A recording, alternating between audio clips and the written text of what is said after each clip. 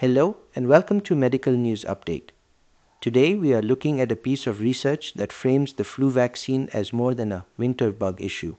For people with diabetes and for older adults in general, influenza can spill over into the heart and lungs in ways that lead to hospital admission.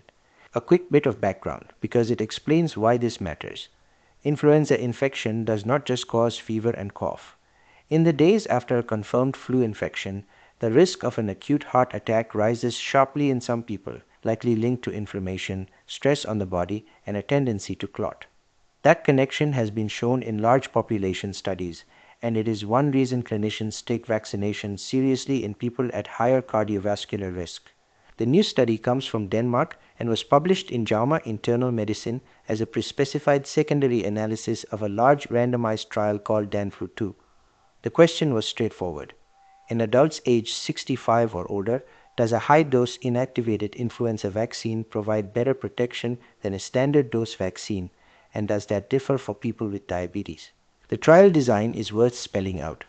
Over 3 influenza seasons from 2022 to 2025, more than 332,000 adults aged 65 and above were randomly allocated 1-to-1 to receive either the high-dose inactivated vaccine or the standard dose version.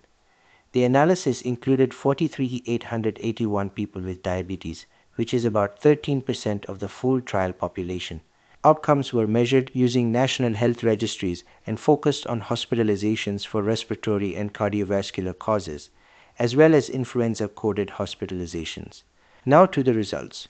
Across the whole trial population, the high-dose vaccine was associated with fewer cardiorespiratory hospitalizations, fewer cardiovascular hospitalizations, and fewer influenza hospitalizations compared with the standard dose vaccine. When the researchers split the data by diabetes status, the size of the apparent benefit looked broadly similar in those with and without diabetes. For listeners who like numbers, the study reports relative vaccine effectiveness, which is basically the percent reduction in the outcome with high dose compared with standard dose.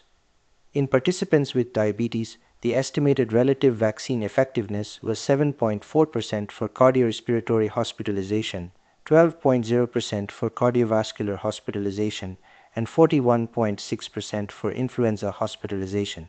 The confidence intervals for the cardiovascular and cardiorespiratory outcomes crossed zero, so those estimates should be read as suggestive rather than definitive.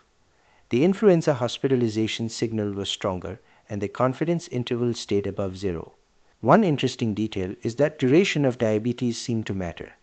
People who had lived with diabetes for more than 5 years appeared to gain more protection against cardiorespiratory hospitalization, with an estimated relative vaccine effectiveness of 20.4%. In those with a shorter diabetes duration, that pattern was not seen. The authors are careful about this and describe the findings as exploratory. Still, it fits a clinical intuition that people with longer-standing diabetes often carry a heavier burden of vascular and cardiometabolic risk. What is high dose here? It is the same basic vaccine type, but with a higher antigen content, designed to provoke a stronger immune response in older immune systems. The JAMA paper notes that the high-dose product contains 4 times the antigen content of standard dose inactivated vaccine. How should this change practice? If you are 65 or older, this study supports the idea that choosing an enhanced flu vaccine can be a sensible default. In the US, a SIP already recommends that adults aged 65 and over preferentially receive one of 3 options when available: a high-dose inactivated vaccine, a recombinant vaccine, or an adjuvanted inactivated vaccine. If none is available, any age-appropriate flu vaccine should still be given rather than waiting. If you have diabetes and you are under 65, the message is simpler. Get the annual influenza vaccine. The exact product choice depends on your local guidance, supply, and your own health profile, but vaccination remains the most practical step to reduce the chance of severe influenza and its knock-on complications. A final caution.